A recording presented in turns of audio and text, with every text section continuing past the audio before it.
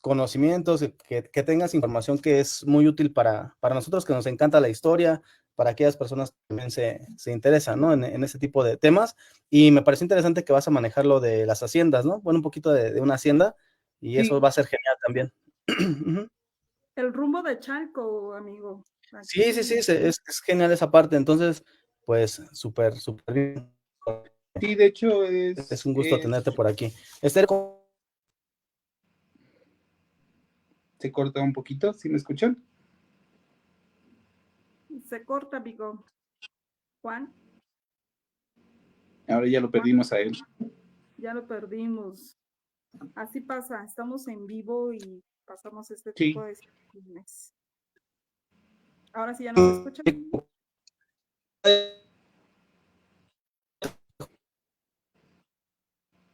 Como que hace interferencia, Juan. estamos, voy a intento transmitir. Sí, porque te perdemos. Creo que sí es mi internet. Bueno, A ver, bueno, voy a ahí compartir. no te cortas, Juan. Se te escucha. ¿Se corta? Entrecortado. ¿O cortado? Entrecortado, no se escucha Bueno, fluido. aquí, a ver si aquí se escucha un poquito mejor, amigos. A ver, parece que sí. Un poquito con net, pero bueno, sin más preámbulo, pues muy buenas. A ver, aquí sí está. A ver, voy a mover un poquito. Sí, porque se ve como que mi señal de internet es inestable. Es Entonces, inestable. ajá, tengo ahí dificultad. Jorge, no sé si me escucho un poquito mejor. ¿Serio? Ya te Estable. escuchas ¿Me escuchan mejor. bien, Jorge? Sí, a ti un ¿Qué tal se poquito escucha? entrecortado. Más claro. Sí, un Bueno, pues poco sin más entrecortado. preámbulo, vamos a... Ok, para que sea más claro, ¿vale? Y sin más preámbulo, pues vamos a iniciar esta...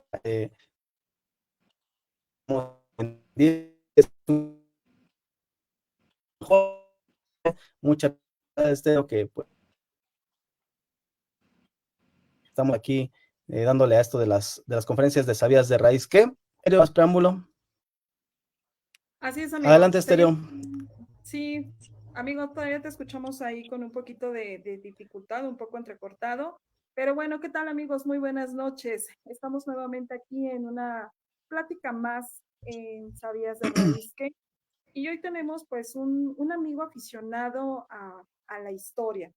Permítame presentarles, por favor, a nuestro amigo. Él es Jorge Jiménez Vega. Él es pasante en ingeniería civil y es muy aficionado a la historia. El día de hoy nos viene a platicar sobre un personaje muy importante de nuestra historia de México. Es de Agustín de Iturbide. Nos va a hablar también de este personaje, cómo está relacionado con la zona oriente de nuestro estado de México, de la hacienda de San Gregorio Paucingo, en Chalco. Vamos a tener una breve historia, un breve recorrido sobre esta zona. Así es que, amigo Jorge, bienvenido. Adelante. Muy buenas noches a todos. Les agradezco de antemano. Les tengo en mucho aprecio esta oportunidad que me dan. Espero que algunos datos de estos, si no los conocen, los reafirmen, o más bien, si ya los conocen, los reafirmen, que dan un punto de vista diferente al que puedan tener sobre el personaje y su relación con el Estado de México. Tenía yo por ahí un tiempo en el que yo sigo buscando información acerca de Agustín de Iturbide en lo particular. Me gusta mucho el personaje. Es algo muy extenso que en una hora no podría abarcar todo su obra, ¿verdad? Entonces, pues le daré un poco de lo que al, al canal le interesa. Y bueno, pues así es.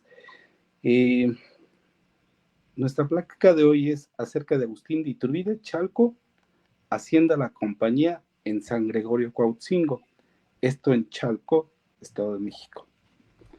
Les voy a dar un poquito la historia de esta hacienda. Esta hacienda fue construida en 1590. En 1595 fue fundada por los jesuitas de la Compañía de Jesús. Era una, o más bien, al momento todavía sigue siendo una hacienda que cuenta con 5 hectáreas de territorio. En su momento de más auge, esta hacienda daba misa para más o menos 1,200 individuos, entre feligreses, trabajadores, que concurrían a esta hacienda, a estas misas de estos jesuitas. Como entrada, les puedo decir que el coronel José Agustín de Iturbide habitó esta hacienda más o menos por el año de 1820. Fue un lapso muy corto. De hecho, es una etapa muy desconocida de él. Los documentos que él dejó no hablan mucho al respecto de su estancia aquí. De hecho, la etapa de 1816 a 1820 es una de las etapas que menos se conocen. Es una de las etapas que ni él dejó documentación, la cual seguir para saber qué hizo en ese lapso. Lo que sí sabemos es que en este lapso él estaba dado de baja del ejército realista. Pero bueno, es algo que les voy a platicar más adelante, ¿no? Por lo pronto, la hacienda en 1820, como les decía, fue habitada por Agustín de Iturbide. En 1821 también fue habitada por Vicente Guerrero, el general Vicente Guerrero, ahora sí que el consumador de la independencia junto con Iturbide. Después fue también propiedad. Bueno, de hecho no se sabe si fue propiedad de ellos. Tal vez estuvo en renta, pero bueno, no sé, como les comentaba, no hay un dato fehaciente que nos diga si de alguna manera era propiedad o fue rentada, ¿no?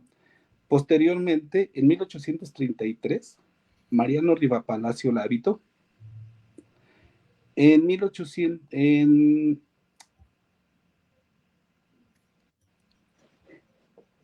el español Íñigo Noriega, que era, por cierto, bueno, él era pariente de Porfirio Díaz. No sé si lo conocemos, Íñigo es aquel que fue al baile de los 41, que hace poco hubo 41 o algo así, no recuerdo bien cuántos fueron, pero hace poco hubo una película acerca de ello, ¿no? Que bueno, finalmente él tenía otras orientaciones y no las que finalmente él o su suegro pensaban que eran, ¿no? Fue propiedad de él sí fue propiedad, y obtuvo el permiso obviamente de su suegro para desecar todo el lago de Texcoco y él hacer sus negocios a partir de esto. En el año 2000, en colaboración con el INA, en el tiempo de Íñigo hacia acá, la hacienda estuvo en ruinas, la hacienda estuvo sin habitantes, estaba decayéndose. Pero en el año 1999-2000,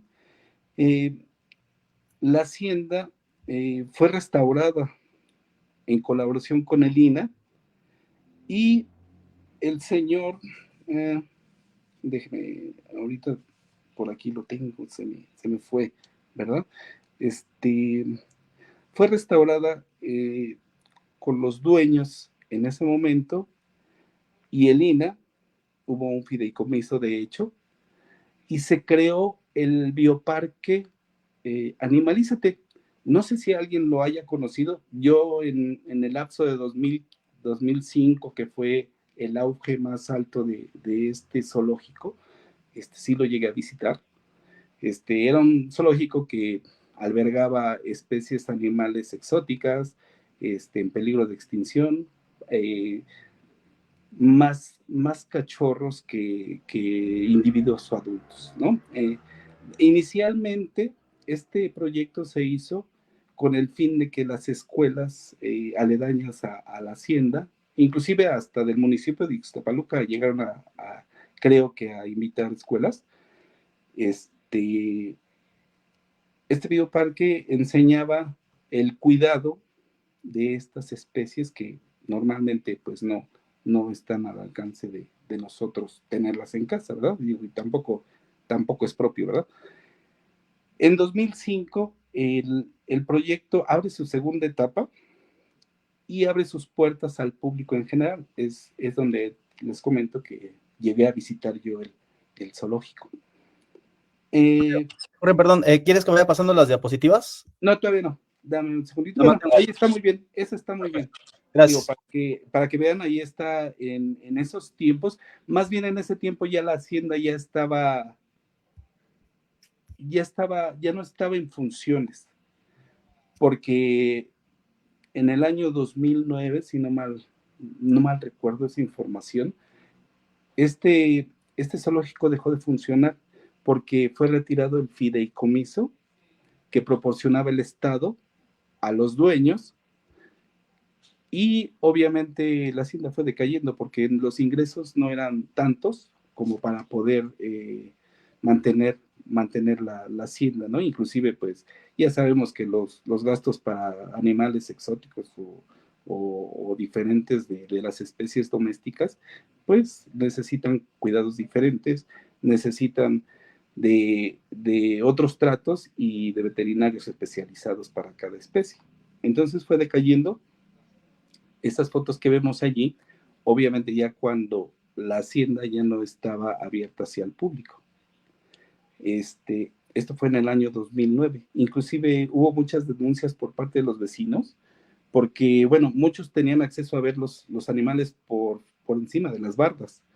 Denunciaban mucho y salió en periódicos que estos animales ya estaban en situaciones deplorables, ya algunas especies ya eran adultos para ese momento. Me refiero a felinos grandes, leones, me parece que había algunos tigres, pero ya estaban en estado muy inconveniente. Inclusive la situación era denunciar a la hacienda para que se llevaran a todos esos ejemplares, porque se iban a morir de que no se les daba bien alimento, y obviamente yo creo que ya para ese entonces ya no había veterinarios especializados para ellos, ¿no? Entonces, en el año 2009 más o menos, la hacienda cierra las puertas. Pero bueno, ese es en realidad el preámbulo que tiene o que encierra esta hacienda. Venustiano Carranza en algún momento también llegó a visitarla, llegó a hacer algún tipo de cuartel para cuando eran tiempos revolucionarios. Hay una foto de él dentro de la hacienda, ya pues, obviamente muy vieja, ¿verdad? Pero bueno, no se estableció como tal, solamente lo hacía como un punto de espacio para sus tropas, de descanso en algún momento, y él se iba. Entonces, bueno, finalmente eso es lo que sucedió con la hacienda, ¿no? Al día de hoy, vuelvo a repetir, está cerrada, no hay mantenimiento, no hay acceso de hecho, y desconozco si aún existan especies dentro de la hacienda. Pero bueno, más allá de eso, si me permiten, les puedo dar una breve semblanza de uno de los que habitó ese espacio, ¿no? Es una breve semblanza, hay cosas que para mí son muy interesantes, tal vez para los demás sean interesantes, son datos de un personaje muy golpeado por la historiografía mexicana.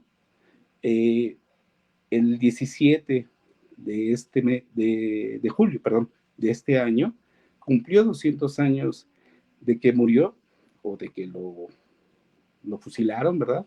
Lo fusilaron en Tamaulipas, pero pues nadie, de hecho nadie tuvo, o pocos tuvieron la situación de conmemorar ese hecho. Es un personaje el cual pues tiene muchos hechos que lo perjudicaron como persona.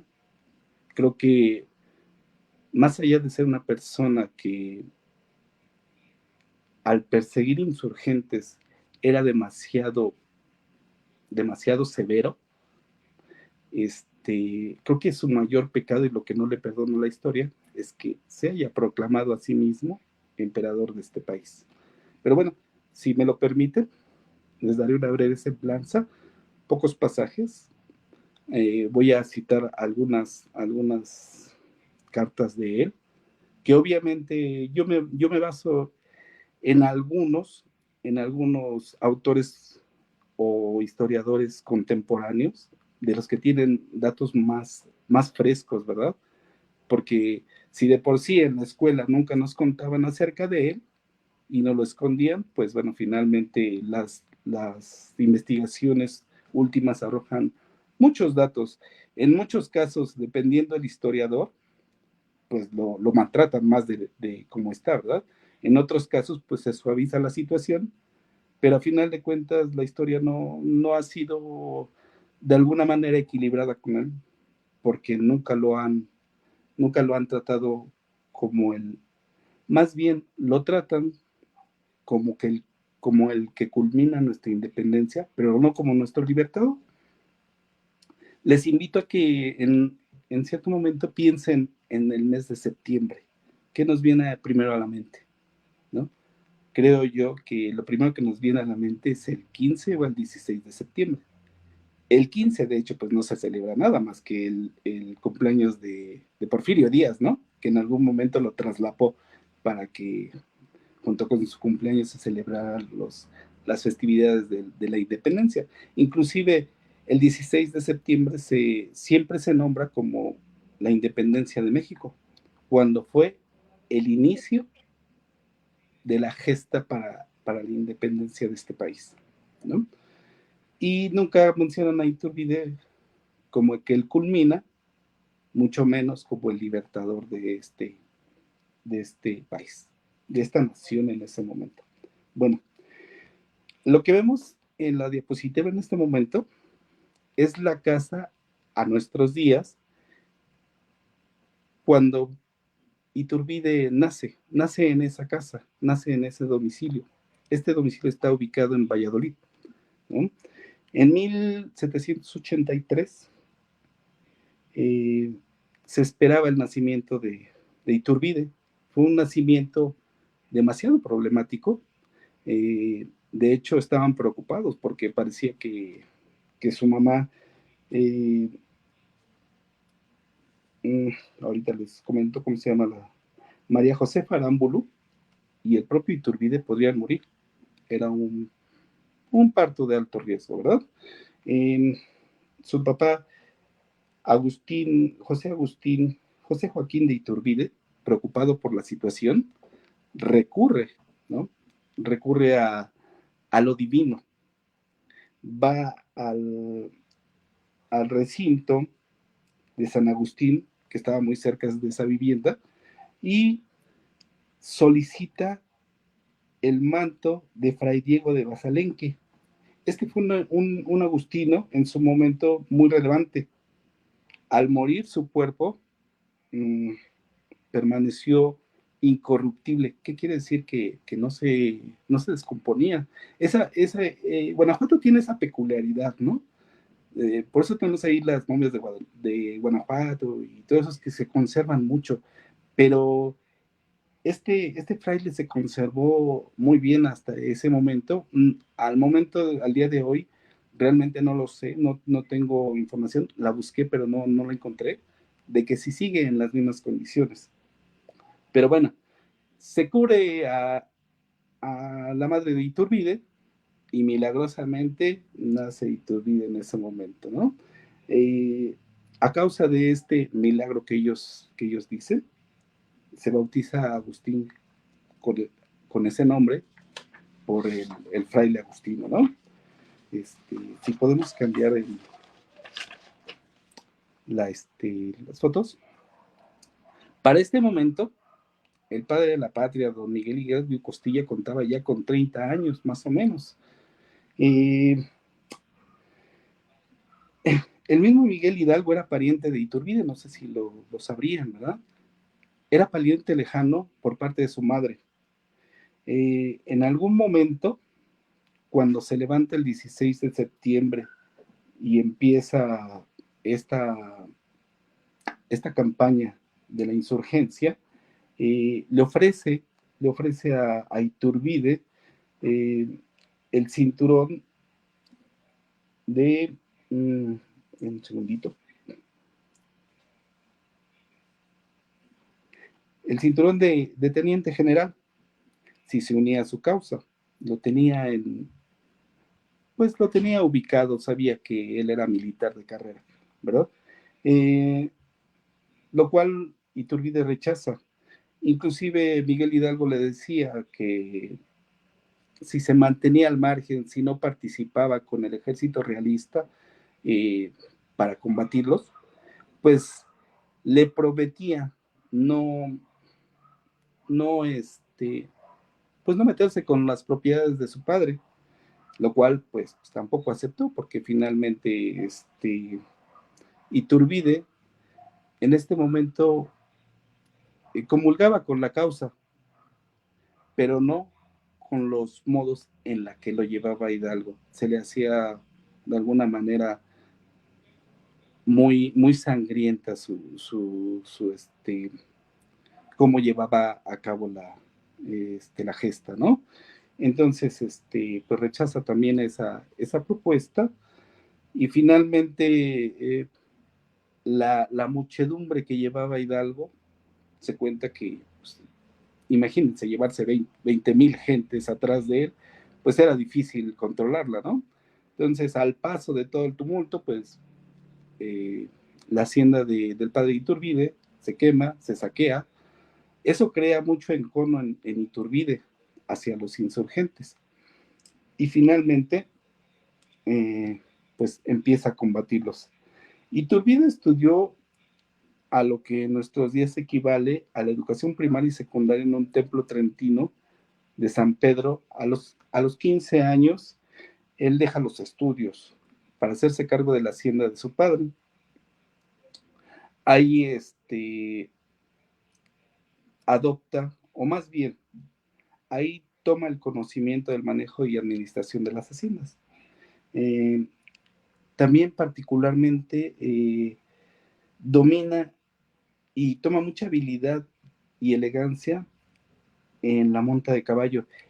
Esta peculiaridad, este hecho, años más tarde lo delatarían y finalmente lo llevarían a que lo apresaran y lo fusilaran. Pero bueno, no me adelanto tanto. En el año de 1798 ingresa al ejército de las fuerzas realistas. ¿Me ayudas con la siguiente, por favor? Con la siguiente foto. Se piensa que en 1805 y 1806 Iturbide, o más bien se piensa, hay rumores de que puede haber una invasión inglesa. Muchos soldados realistas, muchos oficiales son mandados al puerto de Veracruz, que es donde se ve ahorita. Esas son unas gráficas de pinturas, bueno, finalmente, de ese tiempo del puerto de Veracruz, ¿no? Los mandan ahí, los concentran para defender el puerto, si es que llegara a haber la invasión. Obviamente no la hubo, pero al ir a ese lugar, se piensa que Allende, Abasolo y Jiménez estuvieron ahí y que pudo haberlos conocido. No hay un registro fehaciente, pero finalmente, como estuvieron y todos eran oficiales realistas, pues finalmente podrían haberse conocido allí. Si me ayudas con la siguiente, por favor. Finalmente, ya iniciada la independencia o estallado el movimiento insurgente, el 30 de octubre de 1810 se produce el primer enfrentamiento con el cura Miguel Hidalgo. Esta batalla es la batalla del Monte de los Cruces, cercano a Toluca, en el municipio de Acoyac, en el Estado de México. El cura en ese entonces se llevaría la victoria, pero Iturbide sobresalió de entre todo y le valió que lo nombraran coronel, el coronel Torcuato, que estaba a él a sus órdenes finalmente, lo destacó mucho y le valdría el nombramiento de capitán de la compañía de Huichapan del Valle de Toluca. Ya iba subiendo, ya iba destacando. Si me ayudas con la siguiente. Digo, antes de eso, si nos damos cuenta, ahí están las estatuas de Allende, Hidalgo y Jiménez, pariente. Y es la gráfica de la batalla. Si me ayudas a ver, sí, por favor. En 1812 demuestra otra vez su eficacia y captura y ejecuta al mayor guerrillero del Bajío, que se llamaba Albino García. En noviembre de 1812, Iturbide vuelve a demostrar su eficacia, sus dotes como estratega, haciendo la primera batalla naval. Obviamente no era en el mar, era en un lago que se llamaba Yuriria, que está dentro del estado de Guanajuato. Dentro de este lago se encuentra una isla que le llamaban la isla de Lisiaga. Tuvo la idea de hacer unas embarcaciones que tenían la peculiaridad de tener el fondo plano. Este fondo plano hacía que pudiera transportar más soldados de los habituales para poder desembarcar con más unidades y poder derrotar al enemigo. Fue una idea para el momento muy relevante. El doctor en historia, Juan Bosco, que es una persona que le gusta mucho resaltar a Iturbide, tiene muchos datos, pero creo yo, a mi juzgándolo yo, que no debería, ¿verdad? Lo exalta mucho, inclusive él dice que si Iturbide existiera aún, o bueno, si hubiera seguido su proyecto de Iturbide, él hubiera sido el salvador de este país o de esta nación, ¿verdad?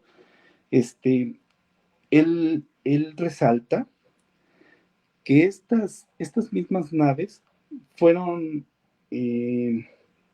embarcaciones que en algún momento los gringos las copiaron de esta batalla para hacer el desembarco en las playas de Normandía en la Segunda Guerra Mundial. Ya ven que llegaron en unos barcos cuadrados que iban tapados, obviamente de metal en ese momento, ¿verdad? Pero llevaban, no sé, alrededor de 100 unidades y desembarcaron, y eso les logró casi ganar la Segunda Guerra Mundial, ¿no? Pero les comento, yo tengo otro dato en el cual yo creo que Iturbide se basó en las embarcaciones que tenían en Tenochtitlan.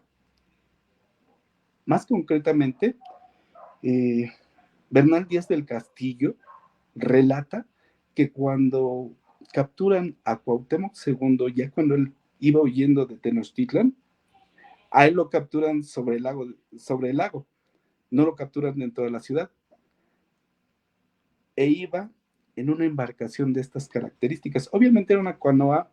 En esos tiempos me imagino que había árboles demasiado gruesos y hacían el socavamiento del tronco, hacían su fondo plano para poder transportar más indígenas sobre eso. En una embarcación de estas fue capturado Cuauhtémoc II, según los relatos de Bernal Díaz del Castillo, ¿no? Si me ayudas con la que sigue, por favor. El 24 de diciembre de 1813, Morelos, queriendo recuperar la ciudad de Valladolid, pretende entrar de noche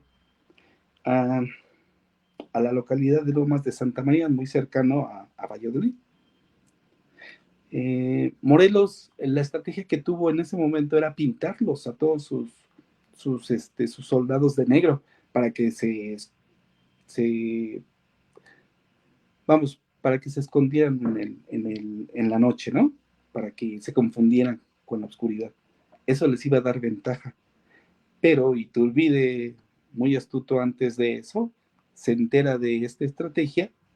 Entre las dos lomas que predominan esta área, se mete en lo bajo de la loma, empieza a disparar, causando el caos, sorprendiendo de hecho a los insurgentes, confundiéndolos y haciendo que entre ellos mismos se disparen. Esta fue la derrota más dolorosa de Morelos. Inclusive se dice que fue el declive de su carrera militar. Si me ayudas con la que sigue, por favor. Ese mismo año derrota también a Ramón López Rayón en el puente de Salvatierra. En ese momento ya tenía el grado de comandante general de la provincia de Guanajuato. Estaba subiendo como la espuma. Era un militar muy, muy, muy astuto, muy sagaz y con muchas ideas relevantes al tiempo. Les voy a contar un pasaje. Para muchas personas puede ser un poco traumante, más a las personas que siguen la causa de los derechos de la mujer. No digo que no sea partícipe de eso, ¿verdad? Pero bueno, es un hecho de los más negros de Iturbide. El doctor Pedro Salmerón, en historia, obviamente, nos relata un pasaje de esto. En Pénjamo, entre el 29 y 30 de noviembre de 1814, el coronel Iturbide ordena arrestar aproximadamente 300 mujeres de esta localidad y varias cercanas, acusadas porque eran acusadas porque eran culpables de ello, de ser esposas, hijas o apoyos de los insurgentes. Ellas surtían de bastimento a la insurgencia. Iturbide en ese momento informó a su superior, que era el virrey Félix María Calleja, que había trasladado a todas las mujeres de los insurgentes, entre ellas la Amasía, la esposa, de José Antonio Lamo, pariente de José Sixtos Verduzco, insurgentes muy importantes en esa zona, y otras esposas que eran adictas a la causa insurgente. Estuvieron apresadas por más o menos 2 años en los conventos de Irapuato y León. La pregunta es, ¿por qué las apresó? Y cito lo que cita el doctor. El coronel pensaba que así segregaría a los malos de los buenos, a los buenos fieles de su soberano, de los perversos rebeldes. Cuenta que el coronel quiso fusilar a las principales y el propio Félix María Calleja, que no se caracterizaba por ser indulgente, se lo impidió. Con esto el doctor nos dice que esta es la fotografía más fiel de lo que era Iturbide. Sigo y cito. Palabras de proclama en Salamanca. Si estos ejemplares y terribles castigos no fueran suficientes, destruiré, aniquilaré a cuanto hay en posesión de los malos, Valle de Santiago, Piedragorda, Pénjamo, Pueblo Nuevo, Santa Cruz, dejarán de existir. Acaba la cita de Iturbide. Agrega, cuando quisieron liberarlas, se justificó hablando de ellas de la siguiente manera. Esta clase de mujeres, en mi concepto, causan mayor mal que algunos que andan agavillados. Por más que se les quiera alegar leyes en favor de este sexo, que si bien deben de considerarse por su debilidad para aplicarles la pena, no puede dejarse en libertad para orar males y males de tanta gravedad y trascendencia. Concedésele solo el poder del sexo bello sobre el corazón del hombre, y esto solo bastará para entender por qué son tan peligrosas. Palabras muy fuertes de Iturbide. Este argumento serviría de pretexto para mandar a ejecutar a Tomás Esteves, argumentando Iturbide que seducía a la tropa para adherirlas a la causa insurgente. Tomás Esteves habría sacado ventaja de su hermosa figura. En otro texto de Iturbide, dice textual: haré diezmar a las mujeres que tengo presas en Irapuato y Guanajuato. Como contexto, diezmar en ese momento significaba formar a la gente y enumerarla del 1 al 10, y decía, todos los que den número 5, un pase al frente, fusilarlo o fusilarla. Iturbide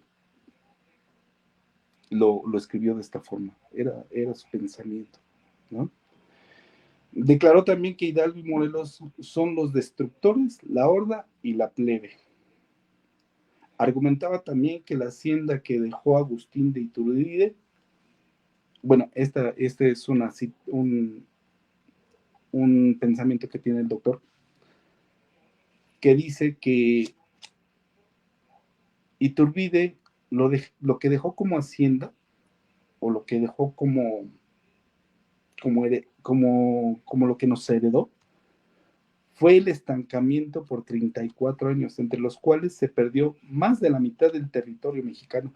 En eso tal vez no concuerdo mucho con el doctor, ¿no? Digo, no soy quien como para la mejor refutar esa afirmación, pero básicamente lo que yo entiendo, no sé ustedes, es que Iturbide, en el lapso de que terminó el imperio y llegó Benito Juárez, nos dejó en la ruina y perdimos más del 50% del territorio nacional, lo que ahora es el norte o lo que era en ese momento el norte del país, ¿no? Si me ayudas con la siguiente, por favor. No estoy durmiendo, ¿verdad? Dice, en 1815, el cura de Guanajuato, Antonio Labarrieta, de tendencias insurgentes, acusó a Iturbide de destrucción y monopolio del comercio de la localidad. Esto aunado a otras denuncias en su contra, que los comerciantes de ese entonces protestaban.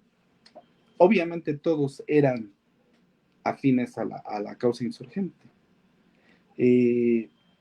Causó que el virrey Félix María Calleja lo destituyera del cargo. Y no lo absolvieron de todos esos cargos. Se dice que el auditor de guerra, de Guerra Real, era muy, muy cercano a Iturbide, y por eso le dio la absolución. Quisiera yo pensar que sí era culpable, y a final de cuentas, pues por ser cercano amigo de él, pues no hubo sentencia, ¿verdad? Iturbide en ese momento se sintió tan traicionado que aceptó la destitución. Se retiró propiamente del ejército, se fue a Michoacán, a las haciendas que él tenía allá. Al año siguiente, estamos hablando en el periodo de 1815 a 1820, se ubica en la Ciudad de México, obviamente para seguir toda esta situación. Obviamente todavía él seguía con la intención de ver qué podía obtener, pensáramos, ¿verdad?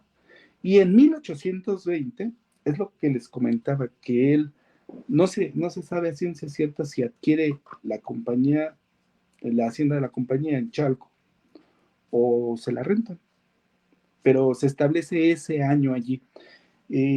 Quiero suponer, quiero pensar, esto es a pensamiento mío, que en ese momento tuvo mucho tiempo, de 1815 a 1820, de ir pensando si él regresara, si él lo volvían a llamar, ¿qué podría hacer para obtener algún cargo o alguna situación extra?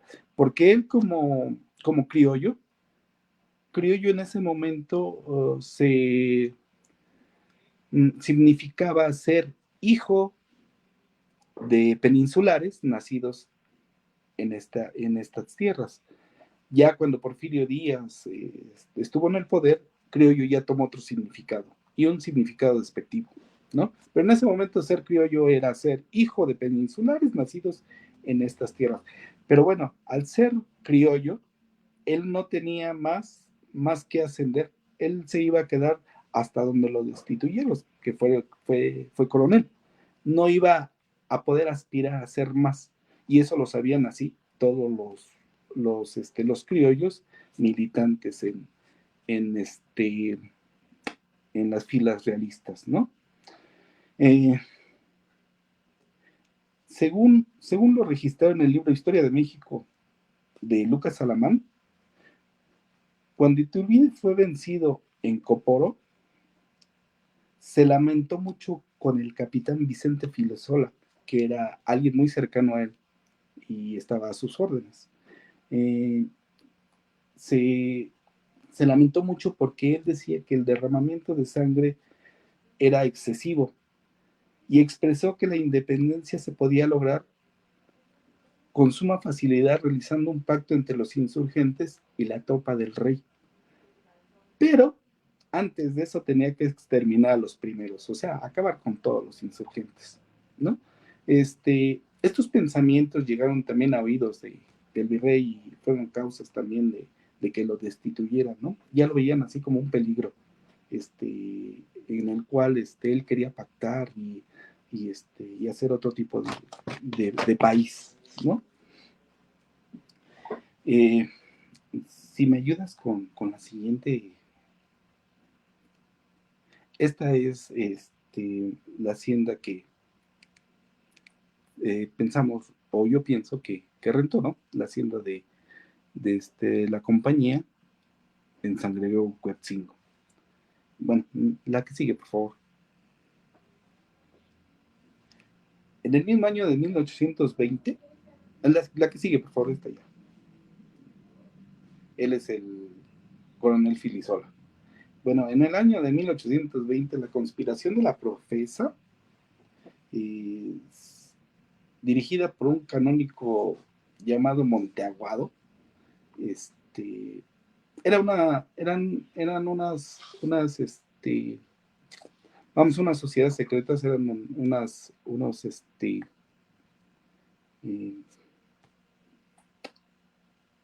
conspiraciones secretas. No se sabía ciencia cierta quiénes participaban, pero sí, en esas,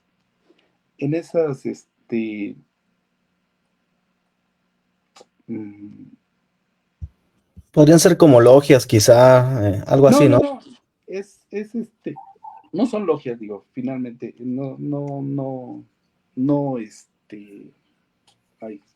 estrictamente, eran reuniones, ¿no? Se ponían, o sea, creaban muchos y diversos planes. El más relevante de ellos, y fue el último, pactaron, todos ellos eran del bando virreinal. Pactaron proclamar la independencia de la Nueva España para establecer una monarquía. Para esto convencen al virrey Juan Luis de Apodaca, que ya en ese momento ya había cambiado el virrey, y él piensa que necesita un militar que tuviera toda la confianza del reino o del virreinato para poder perseguir a los últimos insurgentes. De hecho, lo llaman. Esta mujer que vemos ahí es la nombrada Güera Rodríguez, era de la alta sociedad, era espía, bueno, se dice que era espía, y más allá de eso, pues se dice que también era la amante de Iturbide, la amante también de Ruiz de Apodaca, y ella fue el puente para volver a llamar a Iturbide por esta persona, ¿no?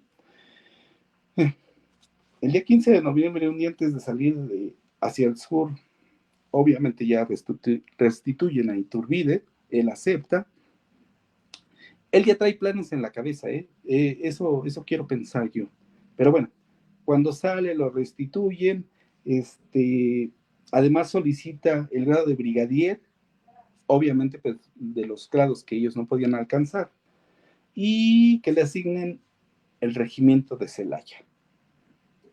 Va a la montaña, se da cuenta que es muy difícil porque Vicente Guerrero y todo su batallón domina las montañas de Guerrero.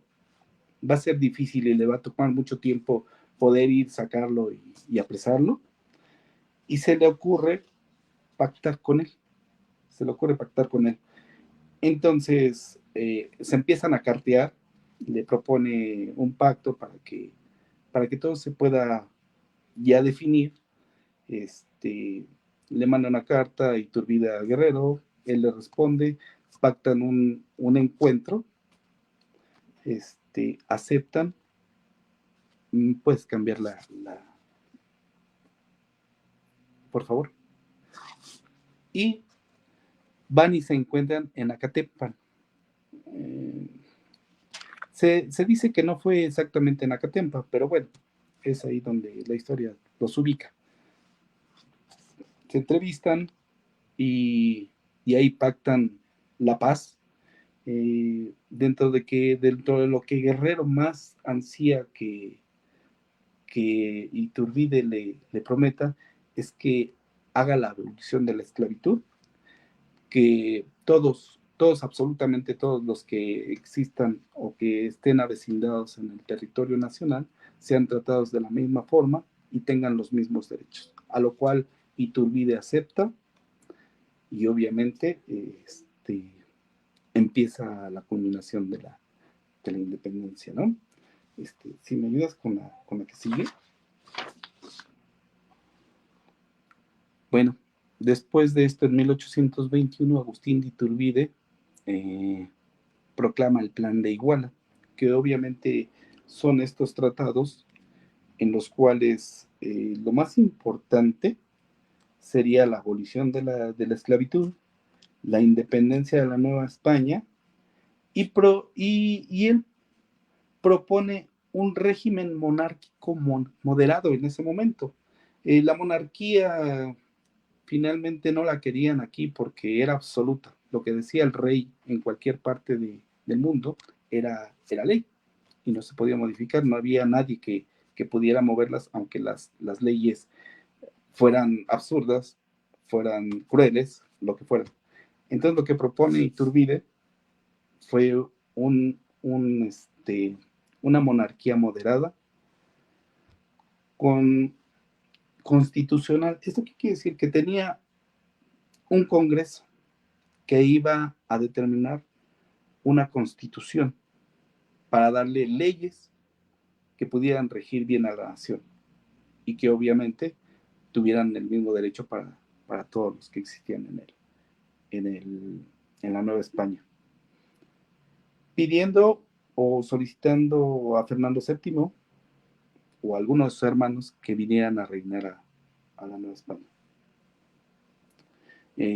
Se proclama, se firma, y más tarde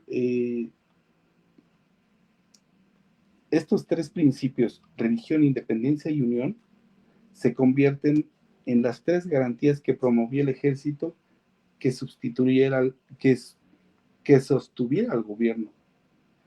Por la misma causa, se le llamó Ejército Trigarante, el cual crearía la bandera trigarante.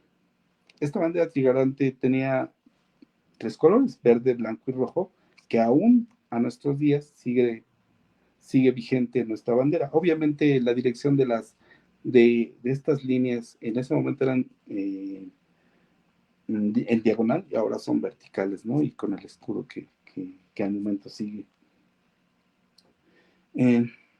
Este plan exhortaba a todos los insurgentes faltantes y algunos líderes virreinales que todavía seguían en acción, que se unieran a la causa y poder tener así la garantía de salvaguardar a la naciente nación, valga la redundancia, ¿verdad? A la naciente nación que estaba por existir.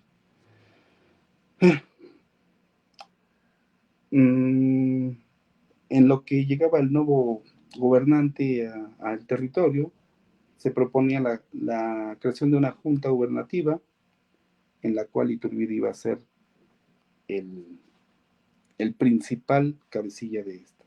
Obviamente, pues iba a manipular todas esas situaciones. ¿Me puedes ayudar con la siguiente, por favor?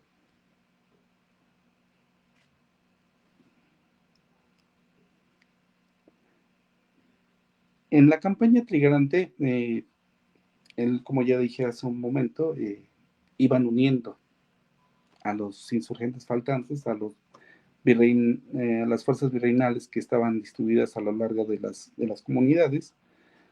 Y cuando él se encuentra en Puebla, junto con Nicolás Bravo, se entera de que viene un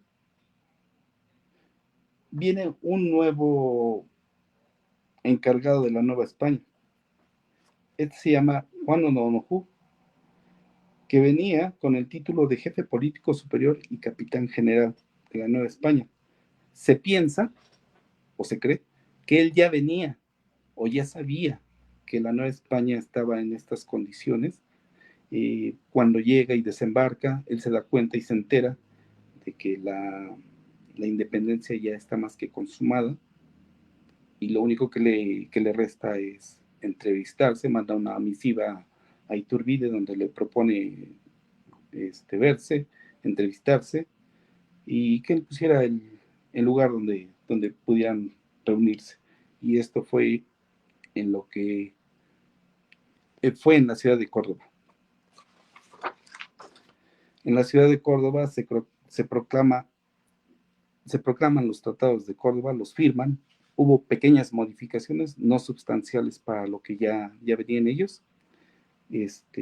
Juan O'Donojú acepta, firma. Días después de firmados estos, él informa a Fernando VII O'Donojú, pero rechaza y expresa nula la independencia de la Nueva España. Advierte también que somos súbditos rebeldes a la corona española. Ya me pasé mucho. Podemos cerrar si gustan, o seguir, o continuamos un poco más. Sin problema, Jorge. Tú, es tu espacio, el tiempo que no tenemos. Tampoco quiero dormirlos, ¿verdad? No, está muy interesante. Bueno, yo no te contesté porque estoy tomando nota y cerramos los micros también, pero no, adelante, Jorge. Estamos muy contentos, Jorge, en esta época importante de nuestro país. Espero que sí sean útiles todos estos datos, ¿verdad? Ustedes me dicen. Ya falta poco, de hecho. Es muy resumido, pero finalmente es importante todo esto. El 27 de septiembre de 1821, después de la campaña trigarante y firmados los tratados de Córdoba, O'Donojú, Iturbide y los pocos insurgentes que acompañaban al ejército entran triunfantes a la Ciudad de México. Se dice que ellos ya estaban en la periferia de la ciudad, solamente esperando los los preparativos para la recepción. Inclusive estaban esperando que se cumpliera el cumpleaños 38 de Iturbide, que era el 27. Obviamente hace unos días pues, era tanto los 203 años de la proclamación de la independencia y era el aniversario de nacimiento de Iturbide. Esperaron ese tiempo para juntar todo, ¿no? Ya lo tenía todo bien pensado y lo ejecutó de esa forma. Al día siguiente, 28 de septiembre, se firma el acta de independencia de la nación. Obviamente, o más bien, ya no invitan a ningún insurgente a firmarla, solamente la firma Juan O'Donojú y los que estaban ahí al alcance relevantes, pero esta situación pudo crear ese rompimiento entre lo ya pactado con Guerrero, con los insurgentes e Iturbide. Fue un hecho, pues, sin nombre, ¿no? De parte de Iturbide, porque sí lo hizo con toda la alevosía, porque manda ya en ese momento a Iturbide a combatir a su lugar en Guerrero. Ese mismo día hace una proclama. Déjenme citar las palabras de Iturbide. Obviamente era un orador muy bueno, ¿no? Y a todos yo creo que hipnotizaba. Mexicanos, y esta es en el caso de saludar a la patria independiente. Como os anuncié, igual que recorrí el inmenso espacio que hay desde la esclavitud a la libertad, toqué los diversos resortes para que todos y todo americano manifestase su opinión escondida. Ya me ves en la capital del imperio, más oculto sin dejar atrás ni arroyos de sangre, ni campos talados, ni viudas desconsoladas, ni desgraciados hijos que llenen de maldiciones al asesino de su padre. Por lo contrario, recorridas cada una de las principales provincias de esta nación y todas uniformadas en célebres, han dirigido al ejército garante vivas, expresivos y al cielo votos de gratitud.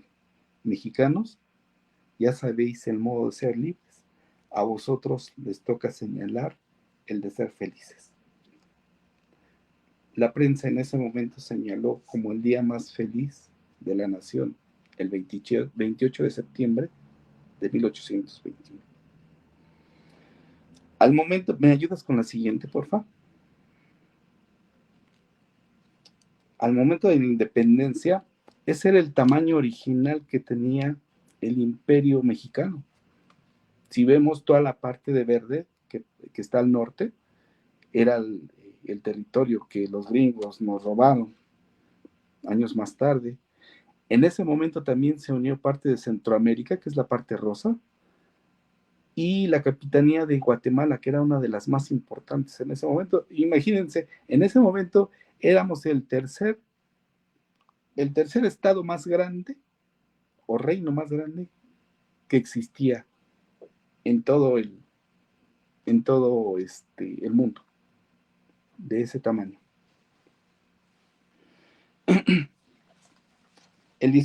Si me ayudas con la siguiente, por favor. El 18 de mayo de 1822, Agustín de Iturbide es proclamado emperador con el nombre de Agustín I. El Congreso mexicano lo constituye, lo reafirma el 21 de julio de ese mismo año. Proceden a la coronación. Lucas Alamán, que era un crítico muy grande, historiador obviamente, crítico hasta de Hidalgo, decía en esa ocasión que sentía como una comedia muy grande, una comedia a la cual todos estaban como actuando para hacer esa coronación.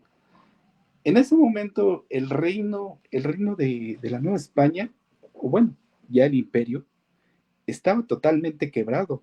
El inicio de la independencia, como tal, al proclamar y alzarse Miguel Hidalgo ese 16 de septiembre, hace que todos los pueblos aledaños lo sigan. Como sabemos, Guanajuato en ese momento era el principal municipio minero. Las minas, digo, no sé si nos ubiquemos, ¿verdad? Pero las minas eran hacia abajo. Todas las minas fueron estropeadas, fueron inundadas. Obviamente todos los que lo siguieron dejaron sus actividades, muchas del campo, muchas de otra índole, pero la economía se detuvo totalmente, inclusive en ese lapso. Dijo, me voy a meter en problemas, a ver quién oye esto, pero en ese momento la economía se detuvo. Hubo más muertos en ese lapso en el que estuvo Hidalgo y Morelos que en los años siguientes. Obviamente, pues ya no estaba Hidalgo y Morelos, pues obviamente ya el movimiento ya no estaba tan ferviente, no había un líder que siguiera moviendo a las masas y pues bueno, finalmente Iturbide pues ya no había estos líderes, los pocos que estaban en las montañas, Guerrero estaba en la montaña de Guerrero, valga la redundancia, Nicolás Bravo andaba por, Puebla, me parece, si no mal recuerdo, si no me engaña, Victoria andaba también escondido ahí me parece que también por Acapulco. Entonces, pues no había un líder que siguiera y que llevara. Había, pues, conatos de alzamientos, pero nada como lo que inició Hidalgo y Morelos, ¿no? Lo que sí es una realidad es que ellos iniciaron el movimiento, ellos le dieron el golpe mortal a lo que era el virreinato de la Nueva España, y de ahí fue todo dándose para que Iturbide consumara la independencia, ¿no? Tuvo su, tuvo en, tuvo su, estuvo en el lugar indicado, supo hacer las cosas, llevó a todos, ya no hubo tanto derramamiento de sangre. A ver.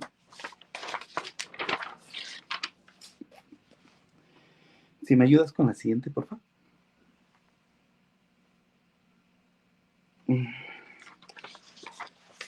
Uy, ya me perdí con esto.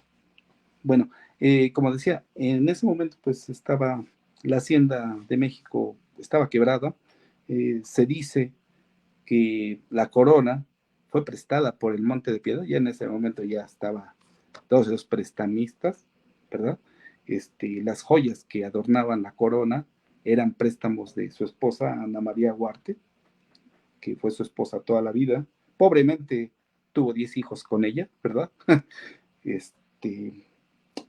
Al término de la ceremonia se fundió la corona, se dice que se fundió la corona, se regresó al monte y las joyas pues, se regresaron a su dueño original, que era Ana María Huarte, ¿no? Durante el mandato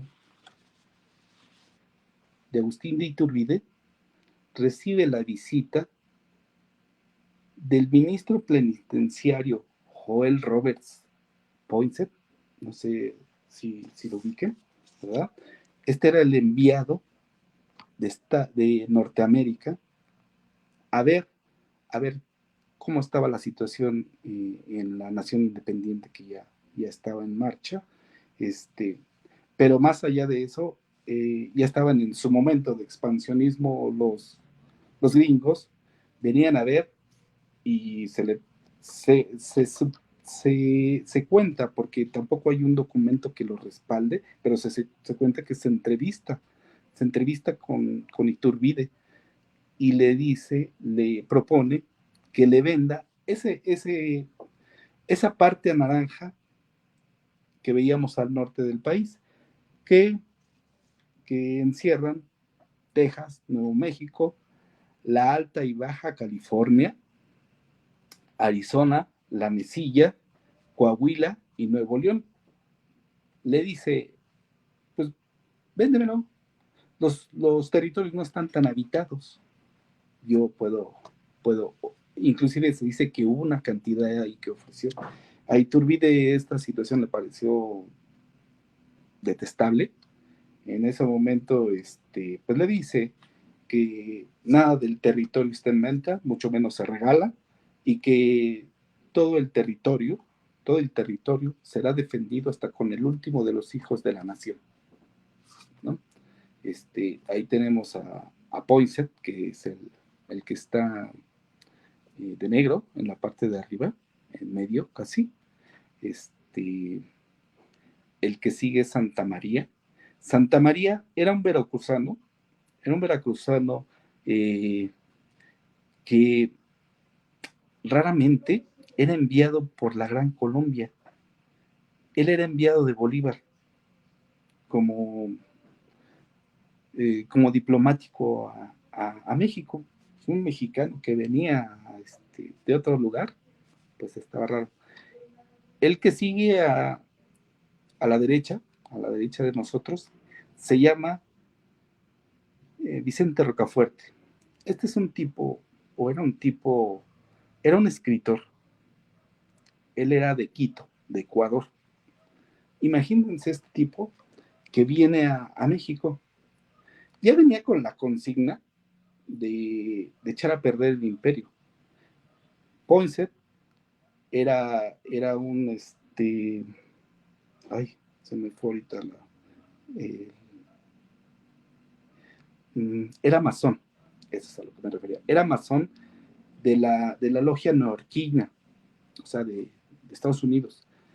Santa María y Rocafuerte eran, eran, eran también masónicos, pero de esta parte de América. Les llamaban, discúlpenme, ahorita no recuerdo Escocesa, cómo. ¿no? ¿Vale? La logia escocesa, ¿no? La logia escocesa, exactamente. Ellos dos. Obviamente pues, se les une Santana, que también llega a ser masón. Iturbide, como dato, pues nunca fue masón, ¿verdad? En ese tiempo, pues a los masones no importaba si eran de una religión, si eran católicos, no se perseguía de eso no era relevante para ellos. En ese momento, la situación de la masonería era obtener el gobierno republicano para todos. Obviamente Poinsett lo que quería era recuperar territorio, estaban en ese momento de expansionismo, y lo que quería era obtener territorio de la Nueva España, que según para él no estaba ocupado por nadie, ¿no? Rocafuerte hace panfletos en contra de Iturbide.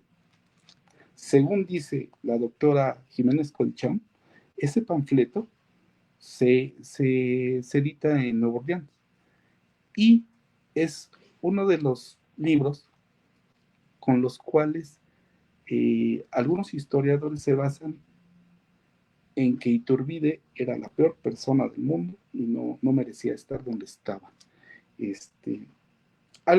Un dato muy, muy feo. Para mí es un tipo realmente detestable. Imagínense, este tipo es, fuera de lo del imperio, sigue estando en México, cuentan los historiadores, o un historiador en general, eh, puntualmente fue Manuel Villalpando, lo que yo extraje de él. Este Rocafuerte, se involucra en el gobierno de Victoria. Victoria es el que decide mandar una comitiva a Inglaterra para que nos hagan nuestro primer préstamo, ¿no? Estábamos en bancarrota, necesitábamos dinero, necesitábamos pagar al gobierno, necesitábamos pagar al ejército, entonces lo que se decide es pedir un préstamo a Europa, puntualmente a Inglaterra, y este tipo va con la comisión. se solicitan préstamos, préstamos realmente, híjole, no sé, usureros, porque nos prestaban, no recuerdo la cifra, pero eran casas que nos prestaban dinero, de 15 millones que nos podían haber prestado, el interés era casi de lo mismo, ya casi a, no sé, 5 años, 10 años, no recuerdo de cuánto eran los préstamos, o sea, cuánto tiempo, ya debíamos el doble de lo que nos habían prestado. Eso sí, las casas lo que hacían eran, bueno, aquí están los 15 millones, pero de ahí retiro mi comisión y nos venían dando 10, pero ya debíamos casi 30, ¿no? Así nos hicieron 2 préstamos. Y esta persona, este Rocafuerte, en el primer préstamo que nos hicieron, cuando regresa a México, ¿por qué lo quiso? Hace un préstamo a la Gran Colombia, a Bolívar, y esa deuda nunca se nos ha pagado. Lo supieron, digo, no sé, hemos sido así siempre, creo que todos los mexicanos, ¿verdad? Él se toma las atribuciones, le da ese préstamo a Colombia, y es una deuda que al día de hoy no nos han pagado. Pero bueno, así era este señor Rocafuerte. Bueno, y se levanta Santana, en ese momento salta a la luz. Santana, en 1822 hace el plan de Veracruz, levantándose en contra del imperio de Iturbide. Iturbide se da cuenta, inclusive él se da cuenta que en el Congreso ya existente hay planes para derrocarlo, y manda a un militar muy allegado a él. Se llamaba, aquí lo tengo, que la verdad es que tantos nombres muy raros, ¿verdad? Antonio Echavarri lo manda a Veracruz a pagar ese levantamiento. Para este momento, estos 4 personajes ya se conocían en Veracruz, se tiene datos de que ya se conocían y que empiezan a gestar el derrocamiento de Iturbide. Manda Echeverri pensando que es su mano derecha, hasta iba a ser creo que su yerno. Estando en Veracruz, se une a la causa de Santana y traiciona a Iturbide. En ese momento, que era ya 1823, Iturbide proclama el plan de Casamata, con el cual la situación de derrocar al imperio se hace más presente. Iturbide, viendo estas situaciones, vuelve a reunir al Congreso, lo vuelve a poner en función solamente para abdicar de la corona imperial. En ese momento abdica de la corona, él argumenta que lo que no quiere es derramamiento de sangre y se exilia, se va a Europa, a Leorna, ¿no? Estando en Leorna, estando en Europa, él se tiene que mover porque no nada más aquí era un sujeto que ya no querían. En Europa pues lo estaban persiguiendo pues la corona española que lo tenía como traidor. Entonces él se tiene que estar moviendo, cruza, según dicen, no tengo así un dato exacto, pero según cuentan, cruza toda Europa hasta Inglaterra a caballo. Y era un tipo buenísimo para montar, inclusive pasaba muchas horas montado a caballo, según se cuenta, ¿no? Ahí se entera del intento de reconquista por parte de la Santa Alianza, que era Inglaterra, España y Francia. Se entera que quieren reconquistar la Nueva España. En ese momento Iturbide manda una carta a México en la cual expresa esta intención de la Santa Alianza, les avisa que viene para México, que él se ofrece para defender la soberanía de México. En ese momento, el Congreso hace una ley en la cual hace un decreto único y exclusivamente que no se ha visto en otro momento, y para solamente este personaje,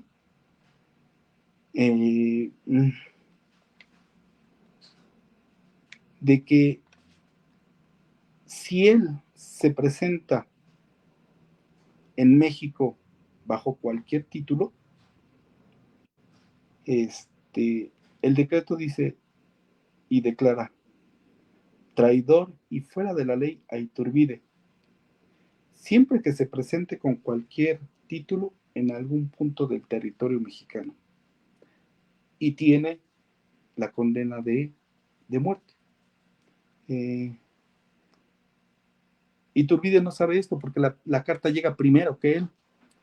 Hacen el decreto, y cuando él llega a Soto la Marina, Tamaulipas, por la forma que decíamos al inicio, tan peculiar de montar, lo reconocen, lo apresan,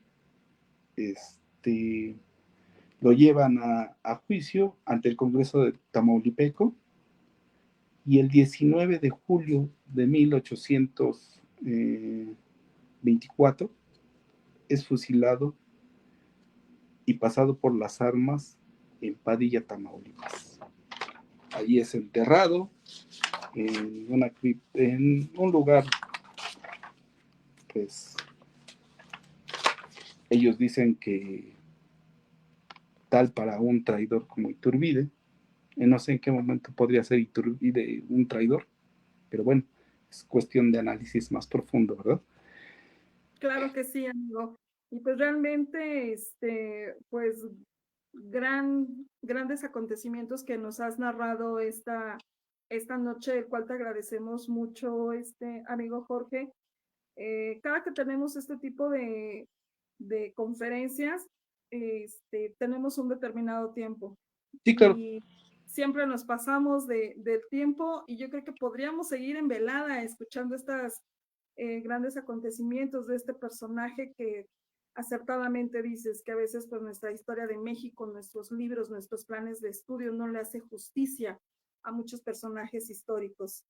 Jorge, te agradecemos muchísimo el tiempo, todas estas anécdotas que te has dado a la tarea de investigar, a pesar de que no es tu rubro ser historiador, pero más sin embargo, así como tú, hay muchos que son verdaderamente aficionados a la historia. Amigo Juan. Sí, bueno, sigo analizando todo lo que nos estás comentando, me parece muy, muy pertinente. De hecho, ya faltaba creo que una diapositiva, ¿no, George? Sí, de hecho ya muy poco faltaba.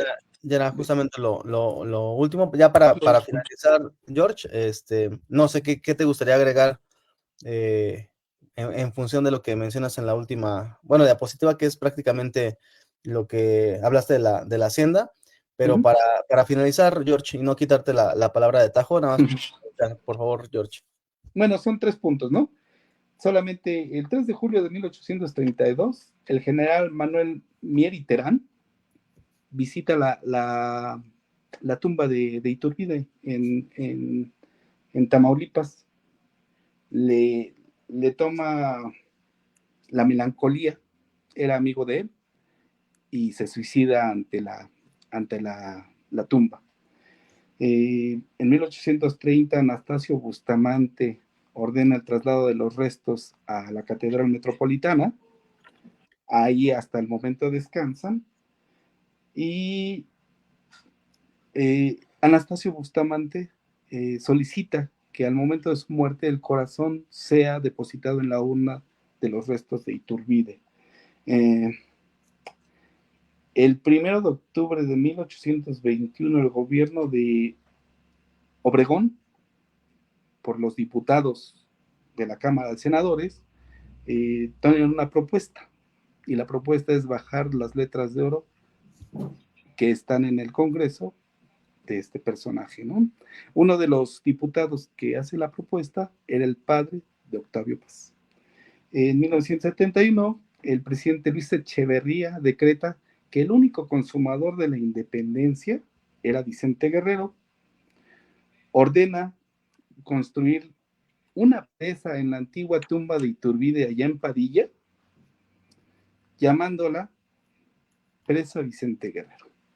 Pues es más extenso todo, es mucho más profundo todo, creo que nada más es por encimita del agua lo que les comenté, lo que les platiqué.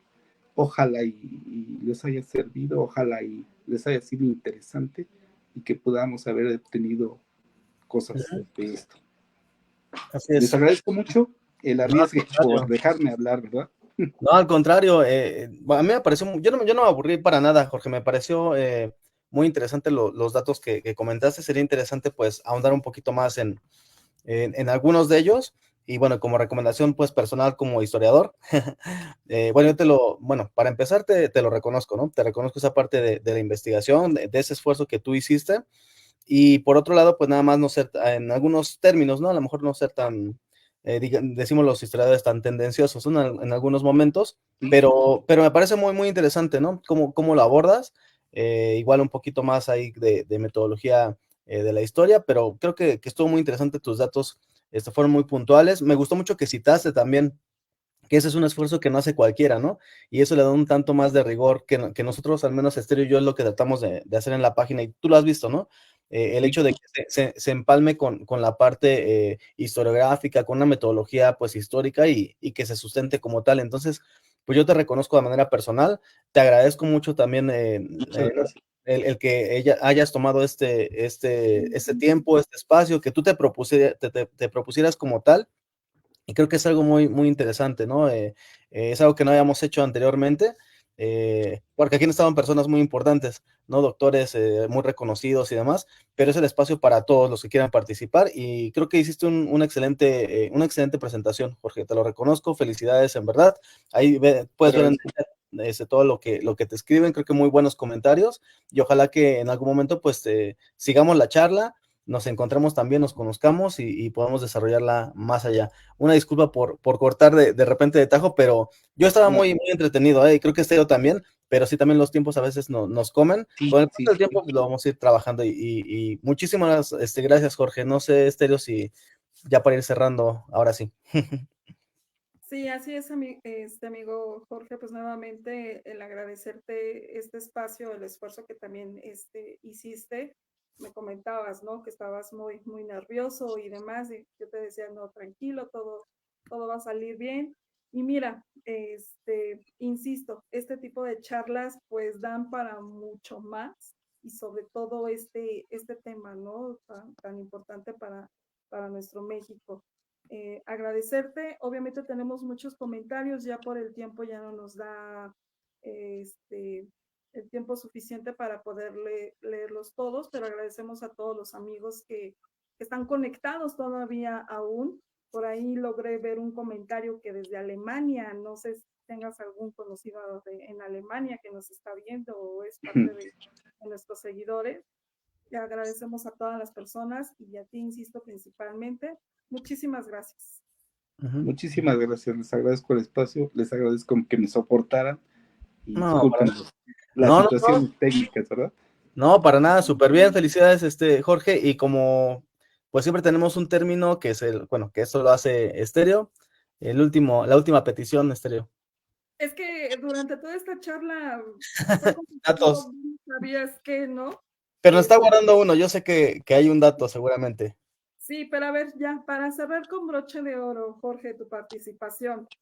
Siempre les pido, y tú sabes que esta conferencia es alusiva a nuestro hashtag Sabías de Raíz, que algún dato curioso de este personaje, Agustín de Iturbide. Digo, hay muchos, ¿no?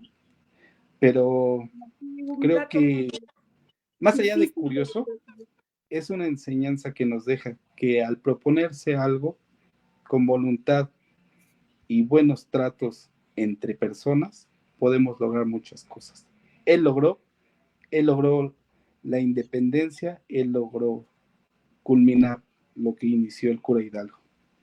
Creo que eso es. Muchísimas gracias. Pues muchas gracias. A mí me dejas de tarea regresarme a leer el plan de Iguala. No, yo tuve que echarme todos los planes porque hace mucho que desde la universidad que no leía y bueno, ya conforme fue avanzando Jorge me ayudó mucho, pero sí hay varios planes que pues obviamente consumaron la independencia, previos, bueno, antes, durante y después, ¿no? Y finalmente para que se diera justamente lo que es nuestro actual, bueno, país, ¿no? La nación que se consolidara finalmente.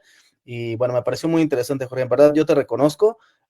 Felicidades, tú lo puedes ver ahí en los comentarios. Creo que no estuvo aburrido para nada, no lo menciones porque la verdad fue muy interesante y mira, todavía tenemos aquí personas que están conectadas. Ojalá que pronto regreses. Claro. No sé, a ver si hablemos de este personaje que me pareció muy interesante esa parte y olvidamos a veces los historiadores, ¿no? Dejar algunos personajes que los tenemos como la historia negra, ¿no? Pero más allá de eso, son partícipes fundamentales, ¿no? Y se nos olvida a nosotros en la historia, ¿no? De que no debemos de juzgar a los personajes, ¿no? Yo siempre le digo a mis alumnos, pues, ¿fue bueno o fue malo? No, hay que entender, ¿no? Por qué hicieron eso y entender el contexto. Y creo que tú lo explicaste muy bien y te lo reconozco. En verdad, me gustó mucho tu charla, Jorge. Gracias. Se lo tengo en mucho aprecio. Muchas gracias. Que tengas una excelente noche. Cuando gusten. Que es aburrida la historia, para nada. No. Siempre saber. Para nada. No y hay mucho todavía por qué conocer e investigar. Y esta es una parte fundamental que se debe de estudiar y se debe profundizar, porque hay muchos huecos. Exacto. ¿No? Más en la consumación. Efectivamente. Pareciera que en nuestros planes de estudio, pues a veces les parece bien cubrir todos esos huecos. Pero así como personas como tú y como nosotros que también debemos de andar buscando, indagando y no solamente quedarnos con lo que a veces pues les conviene nada más mostrarnos, ¿no? Entonces tenemos que ser también investigadores. Jorge, muchísimas gracias. Muchísimas gracias por el espacio y por el tiempo. Un gusto, gracias a todos por escucharnos, por vernos y bueno, sobre todo por aprender y gracias Jorge. Cuídate mucho, nos estaremos encontrando pronto. Excelente noche para todos. Gracias por acompañarnos. Gracias, linda noche.